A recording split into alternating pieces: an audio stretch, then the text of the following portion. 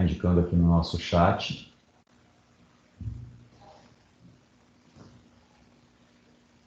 Bom, iniciou a gravação, né? Bom dia, sexto ano. Hoje, dia 20/5, né?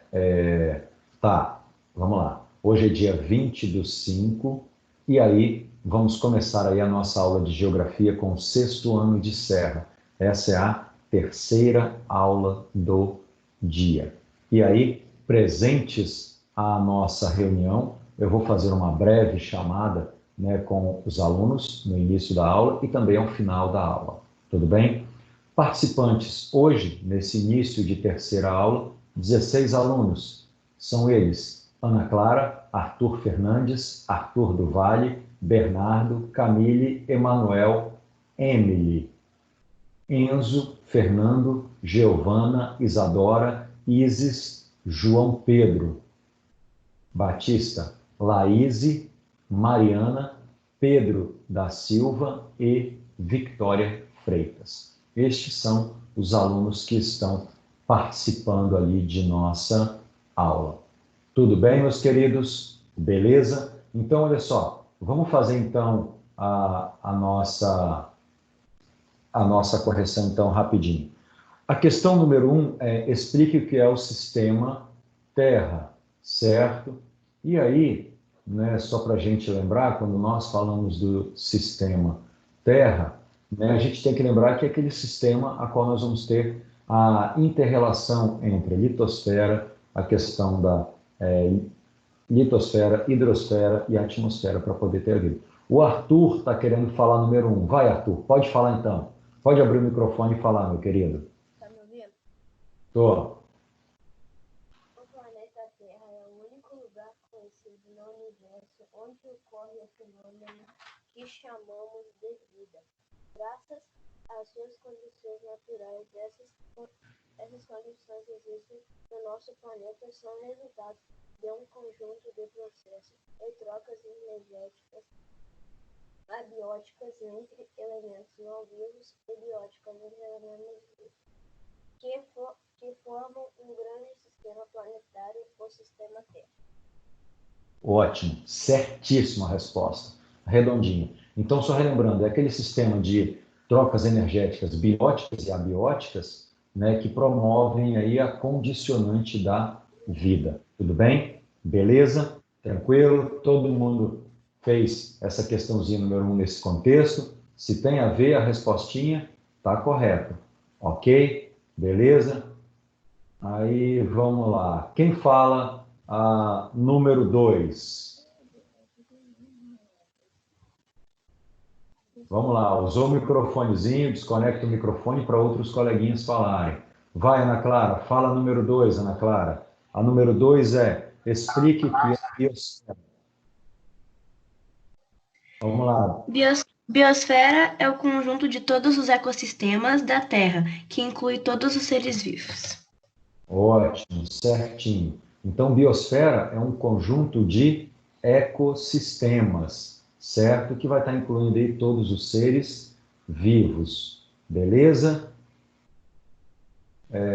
A Emanuele quer saber que página. A gente está corrigindo a apostila 1, Emanuele, página 151.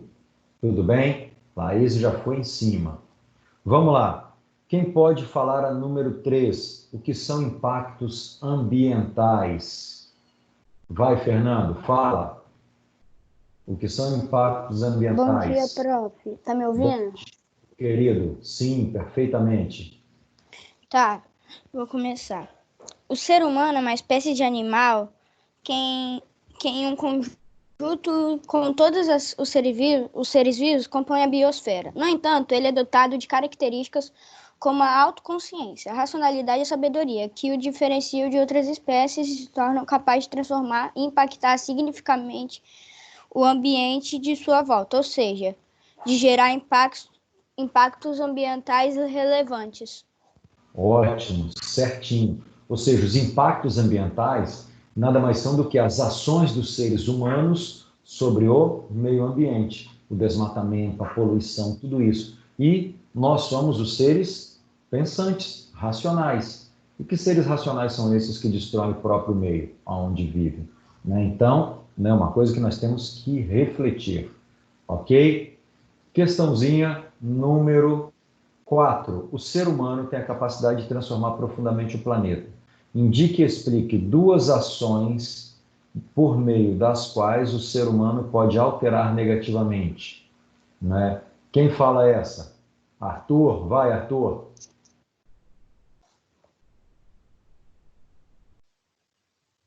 Tá me ouvindo? Tô. Pode falar, meu amigo. Industrialização e urbanização. Industrialização, fazer muitos objetos industrializados. Urbanização, construir... Tá pronto? Nem começou? Ah, mãe! Fernando, cala a boca aí, tio. Deu aquela experimentada, né? Peguei. Fernando, você tá com o áudio ligado, Fernando? Fernando?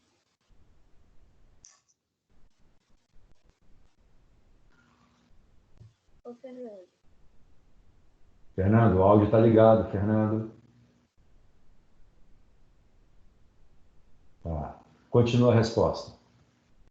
Industrialização e urbanização. Industrialização, fazer muitos objetos industrializados. Urbanização, construir muitos prédios e casas em áreas rurais. Ótimo, certinho.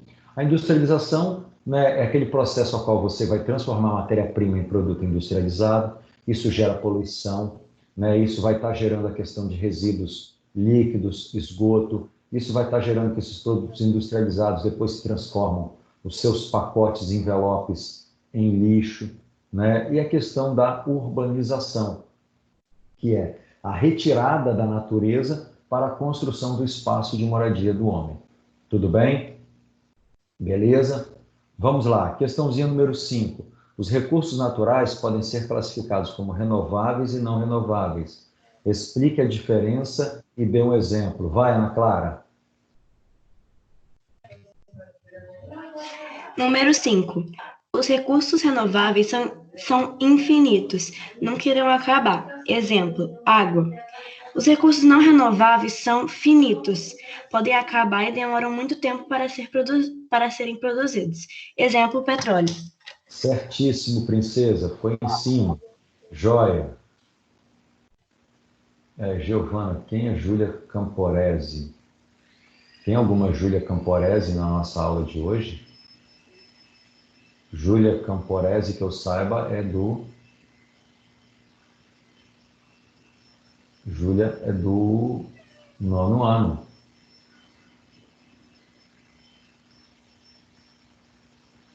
Tem alguma Júlia Camporese? Tá na nossa aula, aparece minha participante. Júlia Camporese. Eu acho que é o Alessandro que tá no computador, tá na conta da irmã dele. Ah, sim, tudo bem.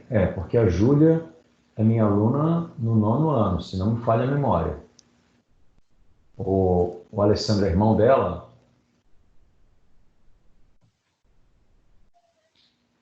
A Júlia é irmã do Alessandro? Sim. Ah, então tá, tudo bem, beleza, entendido. Vamos lá então, meus lindos. Então fizemos a correçãozinha dos conceituais. Aí para a gente terminar logo, vamos aos contextualizados, ok? Beleza? Tá, sem problemas, Fernando. Vamos lá. E aí, vamos lá então, contextualizados. Olha só, olha o textozinho da questão número 1. Um garoto, durante o primeiro dia de férias, viajou com seus pais em um avião. O avião está voando. Neste mesmo dia, eles praticaram mergulho. Mergulharam. E ao anoitecer, caminharam em uma trilha ecológica. E aí, ficaram hospedados no hotel. Pode-se afirmar que em um único dia, esse garoto participou respectivamente. Lindos, olha só. Essa palavra aqui, ó, respectivamente, guardem ela, porque toda vez que ela aparecer, ela está dizendo, ó, nessa ordem. Ou seja, Quando eles falam respectivamente, eles estão dizendo nessa ordem. Tudo bem, meus queridos?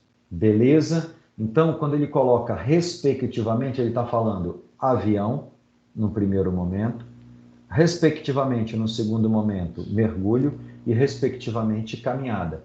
Então, avião. O avião, ele está passeando pela hidrosfera? Não. Pela atmosfera? Sim. Então, pode ser a letra B. Pela litosfera? Não. Pela litosfera, letra D? Não. Pela atmosfera, letra E? Pode. Então, pode ser ou a letra B ou a letra E. Depois eles mergulharam. Mergulhar, a galera mergulha na litosfera? Não. A galera mergulha onde? Na hidrosfera. Então, gabaritozinho, letra E. Aí eu pergunto a vocês, questãozinha difícil, a número 1, é questão de atenção. Tudo bem? A única coisa que pegava ali era a questão da palavra respectivamente, que é a mesma coisa que nessa ordem. Ok? Vamos lá então, meus lindos. E aí a questão número 2. A biosfera apresenta uma natureza dinâmica em sua composição. Isso significa que todos os seus elementos interagem entre si, modificando-se mutuamente. Um exemplo de como essa corrente se realiza de forma completa está na alternativa. Aí ele coloca o deslocamento das massas de ar provocando chuvas? Não. O choque de placas tectônicas gerando terremoto? Não. A ação da chuva interferindo no relevo e na vegetação? Sim. Esse é o gabarito. Tudo bem? Depois, a questãozinha número 3. Segundo a Organização Mundial de Estudos Ambientais, em 2025, 2 em cada 3 pessoas viverão em situação de carência de água, caso não haja mudanças no padrão de consumo. Esse triste quadro é resultado do desequilíbrio promovido pela ação humana. Uma alternativa adequada e viável para prevenir essa escassez, considerando-se a disponibilidade global, seria: letra A, desenvolver processos de reutilização. Sim, reutilizar a água. Galera, toda sexta-feira, só para vocês terem uma noção, toda sexta-feira é o dia da semana que, aqui na minha casa, a minha esposa, nós tiramos para poder lavar as roupas. Então, as roupas, elas ficam armazenadas, as roupas sujas, ficam armazenadas, a não ser que são aquelas roupas, por exemplo, quando eu saio na necessidade de comprar um remédio ou algo assim, eu retorno, eu já tiro, devido à pandemia, e já lavo rapidamente. Mas as outras, utilizadas no cotidiano, dentro de casa, nós deixamos para ser lavada em um dia específico, que é a sexta-feira. E aí, na sexta-feira pela manhã, a minha esposa coloca as roupas na máquina. Depois que a máquina bate as roupas, lava, ela joga a água fora. Nós tiramos a mangueira da máquina de lavar, a máquina de lavar, ela enche 3 bacias grandonas que nós temos e 2 baldes de água. São dezenas de litros d'água. Aí essa água está com a sujeira, está com sabão, está com tudo. Sabe o que nós fazemos com essa água?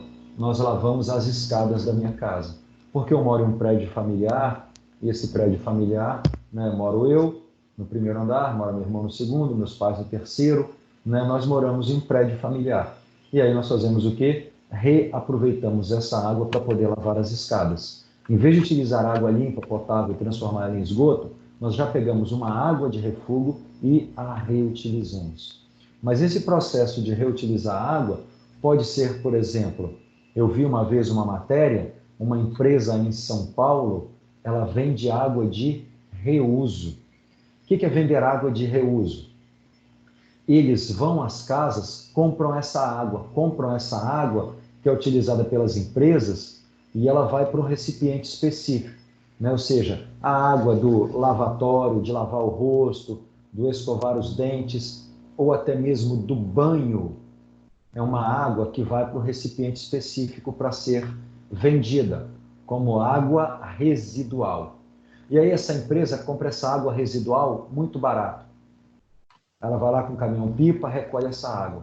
Aí a empresa vai, leva essa água para a empresa, a água passa por um breve processo de purificação e filtragem, e ela volta para ser consumida depois. Ela não vai poder ser bebida, mas ela pode ser utilizada novamente para lavar as mãos, né, numa pia, para poder lavar vasilha, lavar a casa. Então, isso é chamado água de reuso, beleza? Gabaritozinho da 3, letra A. Tudo bem? Questãozinha 4, fala da reserva da biosfera, da total. Aí ele coloca, os elementos que compõem a biosfera estão em pleno equilíbrio, o que significa que alterar negativamente um desses elementos é o mesmo que gerar prejuízos para todo o sistema terrestre. Vamos lembrar o seguinte, o ecossistema, ele tem esse nome porque ele está em equilíbrio. E aí, o equilíbrio do ecossistema, né, se você altera esse equilíbrio, vai gerar um problema. Tudo bem? Algo está ali equilibrado. Se você altera esse equilíbrio, ele vai cair para um lado, certo? Então, qualquer alteração no ecossistema gera um dano. Assinale a alternativa que exemplifica essa afirmação. Aumentar o nível dos cursos de água em área natural. Não, isso não gera a questão, né, de desequilíbrio. Letra B, intensificação do desmatamento com efeitos no clima e no relevo. Isso gera desequilíbrio. Então, questãozinha número 4 é a letra B. Tudo bem? E aí, para a gente finalizar, meus lindos, a questão número 5. A questão número 5, ela tem as afirmativas e você vai ver quais são as afirmativas verdadeiras. Ok? Então, olha só, sobre a hidrosfera. Aí ele fala a primeira afirmativa. No planeta Terra, a água é encontrada naturalmente nos 3 estados, líquido, sólido e gasoso. Essa afirmativa é verdadeira? É. Se essa afirmativa é verdadeira, a letra A eu elimino, porque fala que a 2 é verdadeira e não a 1. A letra C eu elimino, porque fala que somente a 4 é verdadeira. E, no caso aí, eu eliminei essas 2. Aí agora eu vou avaliar a outra afirmativa. A água do mar só é salgada porque após a solidificação da litosfera, com o estabelecimento do ciclo da água, o intemperismo desagregou e decompôs as rochas, dando origem aos sais minerais que foram levados para os mares, né, por diversos agentes erosivos. Certinho. O mar só é salgado porque a crosta se formou ali os componentes químicos da crosta, o sódio, por exemplo, né, o cloro, e aí o que acontece? Com o processo erosivo da crosta, a água levou o sódio, o cloro, entre outros elementos químicos, e esses elementos se misturaram, formando ali, né, o cloreto de sódio, que é o mais famoso dos sais, que é o nosso sal de cozinha. E aí esse sal se depositando em fundo oceânico, deixou a sua água salgada. Tudo bem? E aí, essa afirmativa 2 ela é correta. Se a 2 ela é correta, pode ser a letra B? Pode. Mas pode ser a letra D? Não, porque a D fala que a 1 e a 3 estão corretas. Então, já eliminei a A, já eliminei a C e já eliminei a D. Agora eu vou para outra afirmativa. As águas se concentram mais no hemisfério sul que no hemisfério norte. É verdadeira essa afirmativa? É. Então, se essa afirmativa é verdadeira, pode ser a B e pode ser a E. Eu tenho que ler a última. A maré são movimentos de lenta subida e descida das águas dos oceanos que podem ser observados no decorrer do dia e são provocadas pela força de atração do Sol e da Lua. Verdadeira, a 4. Se a 4 é verdadeira, eu elimino a letra B, gabaritozinho, letra E. Tudo bem, meus lindos? Beleza? Então, resolvemos aí a situação do nosso conteúdozinho que estava deixando a desejar a correção. Ok? Beleza? Podemos, então, pegar aí a nossa apostilinha 2, página 76, meus fofos. Apostila 2,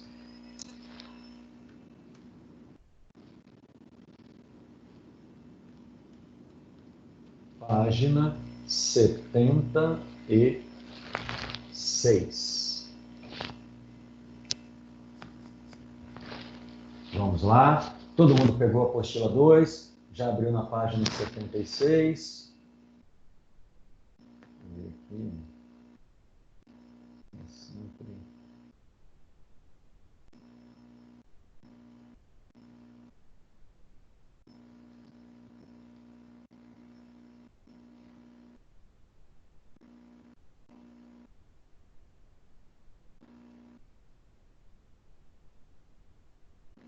Vamos lá, então, meus lindos.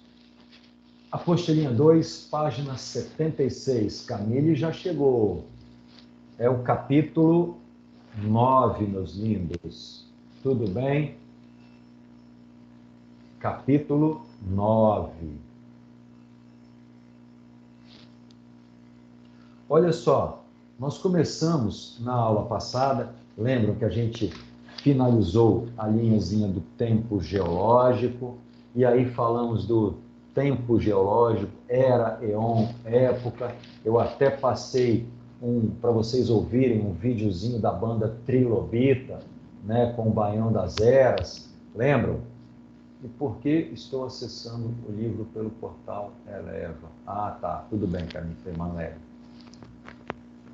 Então, e aí nós falamos da questão, né, do tempo geológico, que é o tempo das, digamos assim, o tempo de vida da Terra.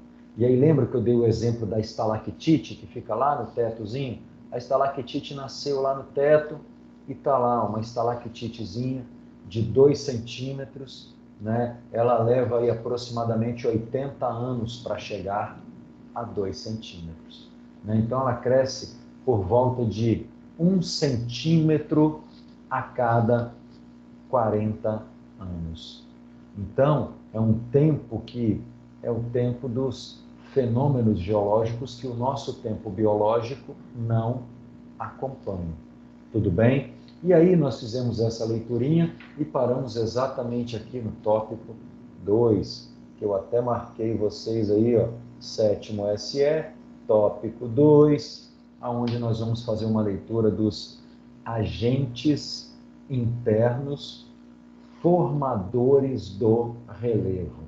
E aí, você pode ali na sua apostila e colocar os seguintes nomes, aonde está agentes internos formadores do relevo. Ele tem outros nomes que eu vou colocar aqui, ó. Agentes internos do relevo.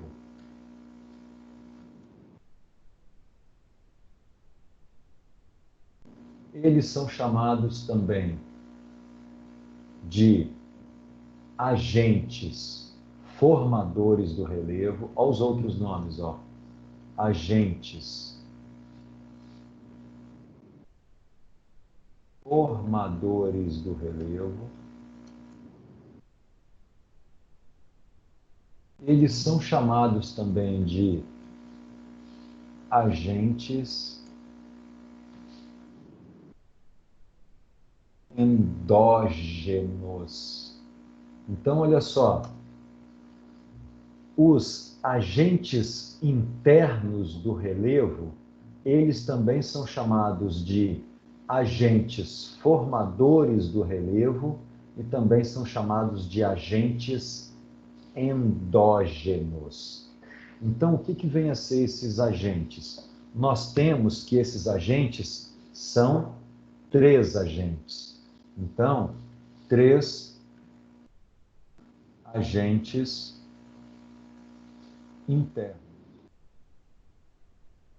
Então, esses agentes internos são 3.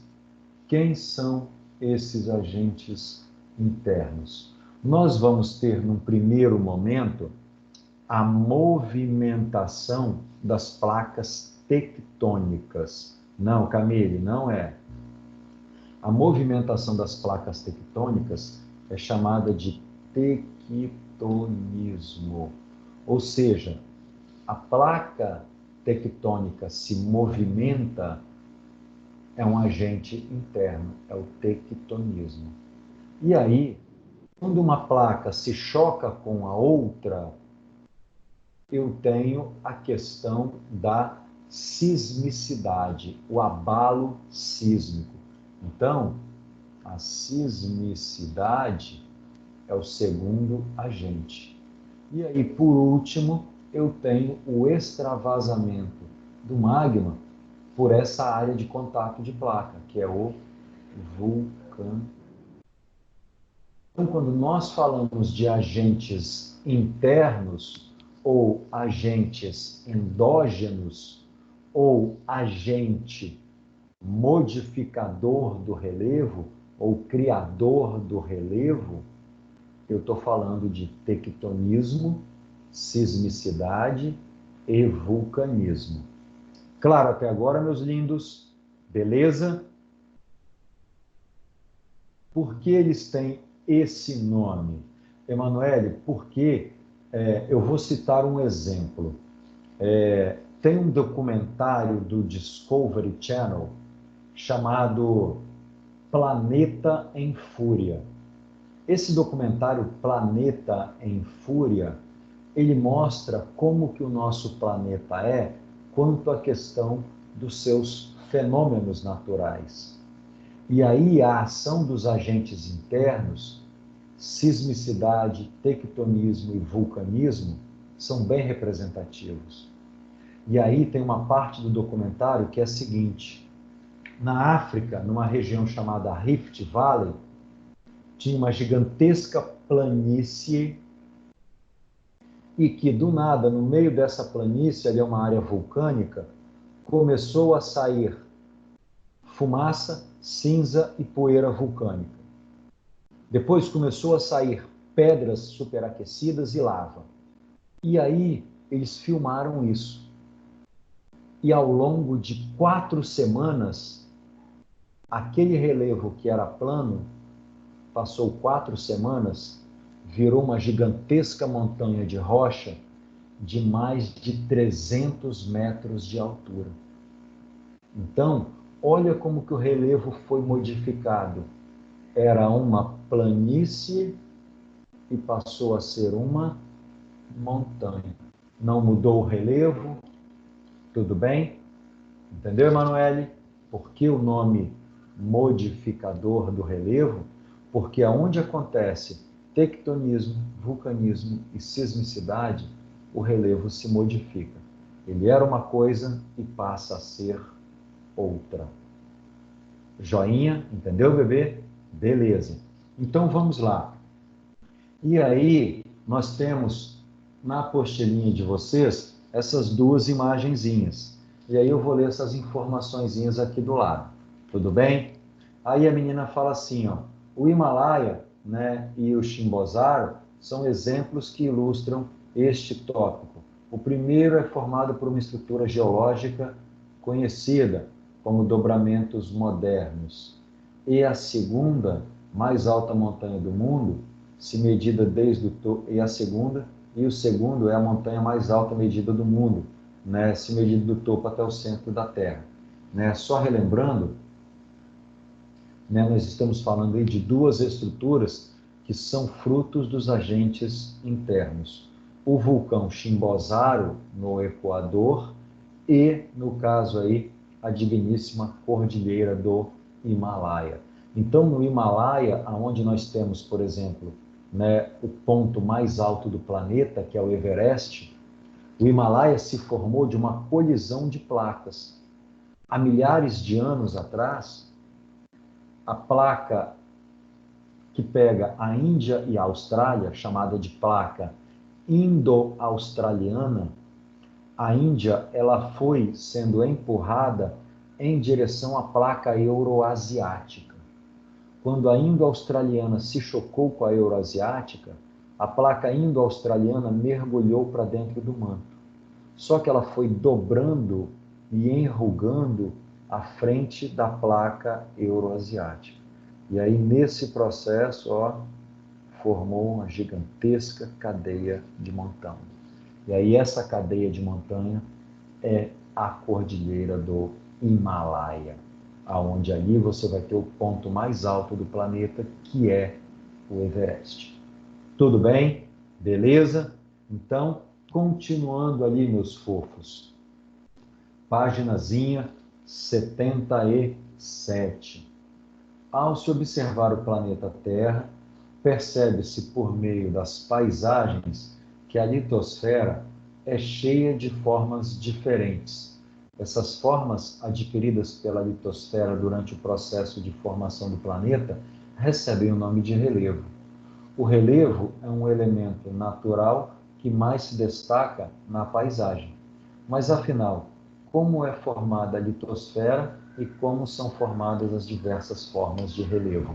E aí, meus lindos, é agora que a gente vai começar a entender o processo de formação da litosfera, o resfriamento que a litosfera passou, e aí desse resfriamento nós vamos entender o porquê que acontecem a ação dos agentes internos. Ok? A estrutura interna da Terra. Fofinhos, nós já vimos que o nosso planetinha, só relembrando ali N vezes, professor, o senhor pegou esse planeta de novo? Peguei, esse planeta está nas minhas mãos, né? Mas aí, só para a gente entender esse nosso planetinha na atualidade, deixa eu tomar uma aguinha aqui que...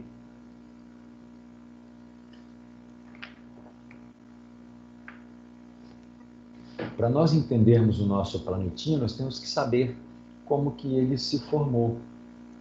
E aí, só relembrando, eu contei para vocês, aglutinou um núcleo extremamente denso, né, composto, por exemplo, por níquel e ferro. O nome do núcleo do planeta, sim, é muito bom para a saúde, Fernando. O nome do núcleo do nosso planeta, o núcleo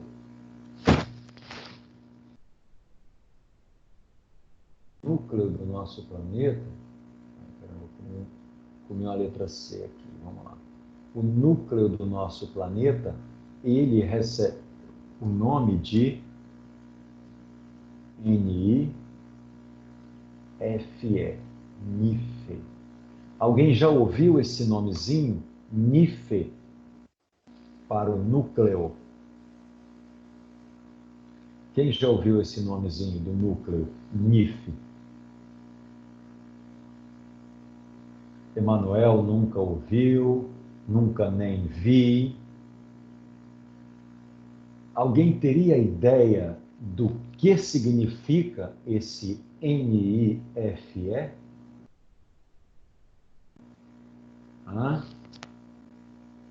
Deixa eu tentar dar uma dica do NIFE.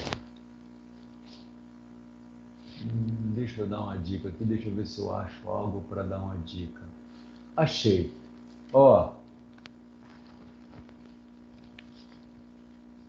Todo mundo está conseguindo ver essa parte aqui do tripé? Essa parte. Isso é um tripé. Isso daqui é que material? Que material é esse?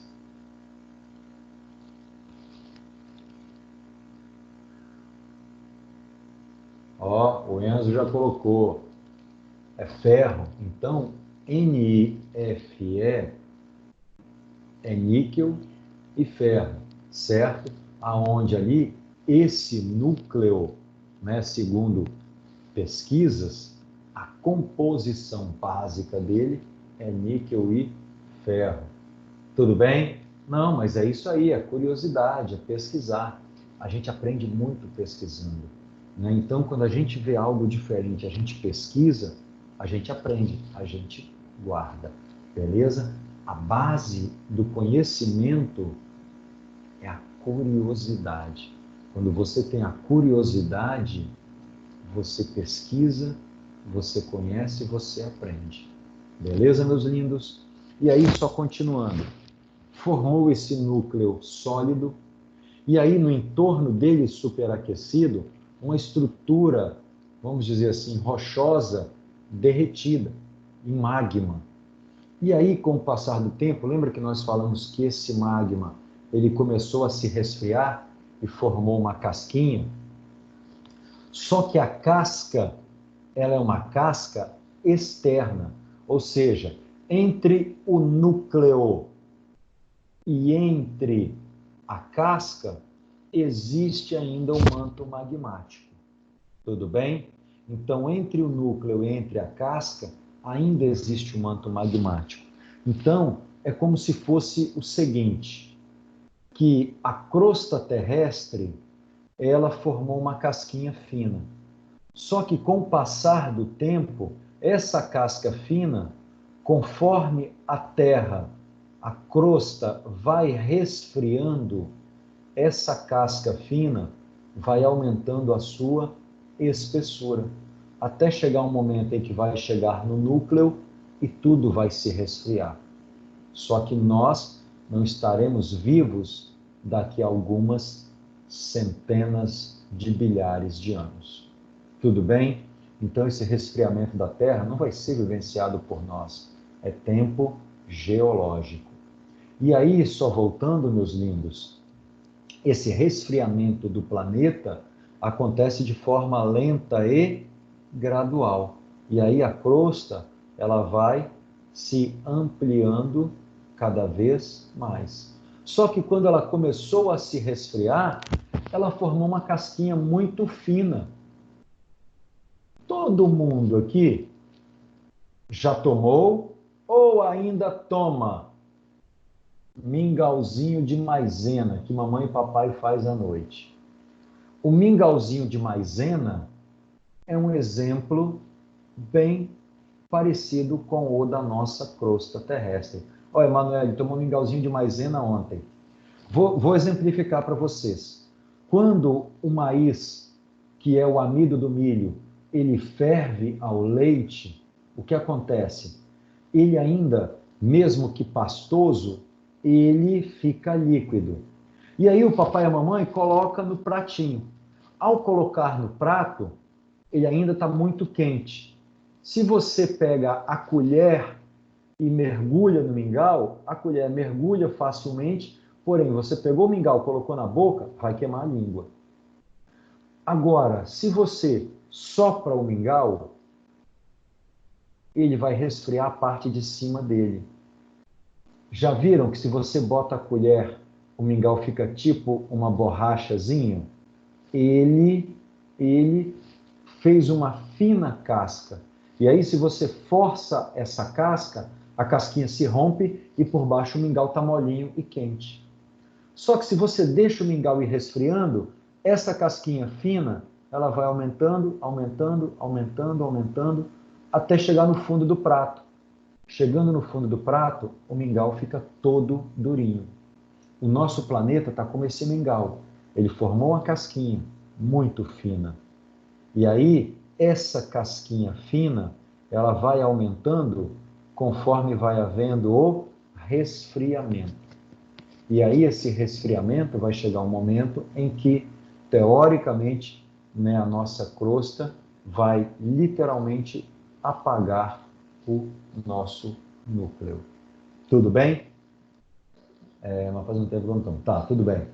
O mingau é muito bom porque você vai ter aí a questão do maíz, beleza? O maíz, né, que é um componente do milho, ele é extremamente saudável para nós, certo? Eu, né, professor, de vez em quando tomo um mingauzinho de maisena, né, mas eu tomo ele sem açúcar. Eu faço mingau de maisena e aveia. Por exemplo, quando eu faço atividade física, que eu pedalo, aí eu gosto de chegar para dar uma reforçada do pedal, eu tomo, faço aí um mingauzão de maisena e de aveia, e aí eu posso estar colocando também chocolate amargo, que eu gosto do chocolate amargo, e aí, né, eu faço uma reposição aí para poder dar uma energia para recuperar do pedal. Tudo bem? Beleza? Então vamos lá, meus lindos, fazendo uma leiturinha aqui, ó, da estrutura interna da Terra. Para compreender como a litosfera é formada, como são criadas as diversas formas do relevo, é preciso primeiramente entender a dinâmica que ocorre no interior do planeta. Dá para imaginar como o planeta Terra é por dentro? Para facilitar a compreensão, os cientistas desenvolveram um esquema gráfico que exemplifica as camadas internas do planeta. E esse esquema divide a Terra em crosta, manto e núcleo. Professor, você conhece algum Emerson que pedala? Enzo, eu pedalo, eu moro em Campo Grande, Cariacica. Né? Hoje a questão do pedalar é uma atividade física que ela é fantástica, né? E tem muita gente que pedala. Ali na Serra tem muitos grupos de pedal, Vitória, Vila Velha, Cariacica. Né? Então, por exemplo, quando a gente pedala à noite, é muito comum a gente estar no meio dos estradões, aí no meio do nada, no meio da roça, né? A gente encontrar com essa galera. Agora, conhecer pessoalmente é meio difícil. Tudo bem? Beleza? Mas o pedalar é bom, por exemplo, para eu, que já sou quase um vovozinho, né? É a hora que é uma atividade física que não tem impacto nas articulações, né? Você faz muita força física, muito aeróbico e não tem impacto como uma corrida, como um futebol, né? Como qualquer outro esporte que envolve você caminhar ou correr. Tudo bem? Então, para eu que já estou velhinho, né? Estou batendo ali a casa, né? Do meio século de vida, né? Eu tenho que fazer algo que não gere muito dano, né? Uma pergunta. Pergunta para o seu pai se ele conhece um Reinaldo. Qual é o Reinaldo, Fernando?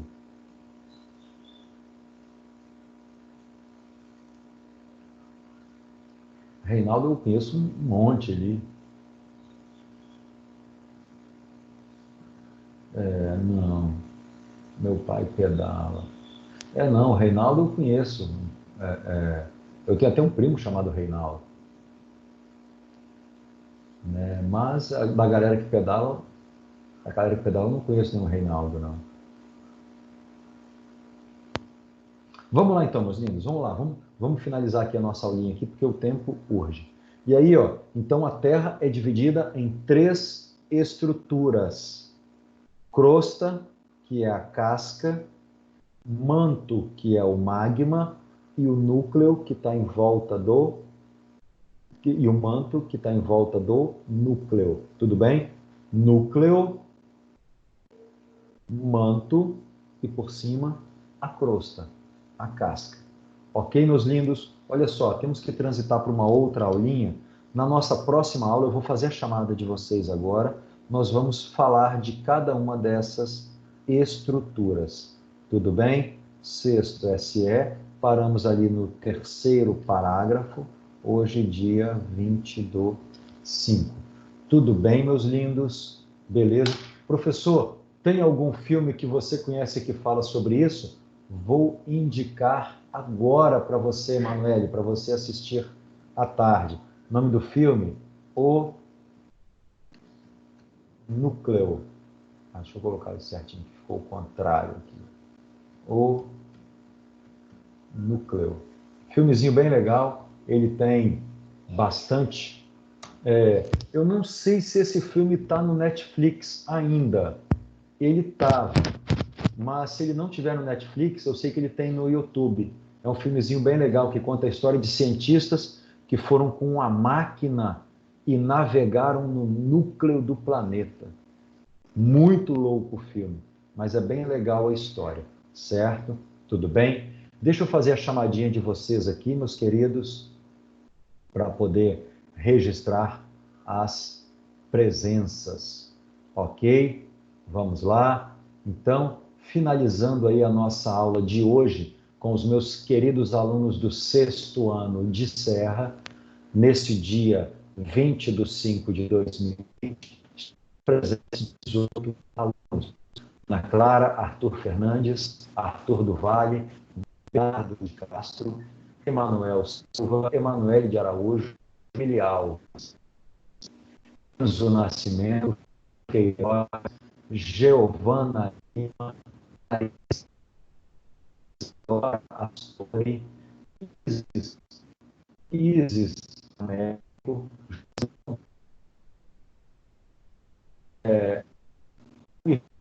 Júlia, é o irmão da Júlia, é o nomezinho. Pode abrir o áudio. Quem é o maninho da Júlia? Eu vou lembrar depois. Laís, Mariana, Pedro Silva e Victória. Né? É o Fernando Júlia? Hã?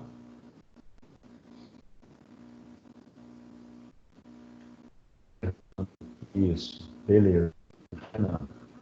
Então, meus amigos, o prof vai estar encerrando a gravação, certo? Já são 19, temos que transitar de uma aula para outra. Ah, mas antes, só relembrando, o que vocês viram no blog, que já foram mandadas para mim, o link, eu já postei no blog para vocês reassistirem, certo? Então, quer assistir uma aulinha, que eu já recebi, eu já mando direto para você. Eu recebi mais hoje, amanhã ou depois. Tudo bem, meus queridos? Encerrando a nossa aula, nós vamos ter uma nova aula, beleza? Deus e uma boa aula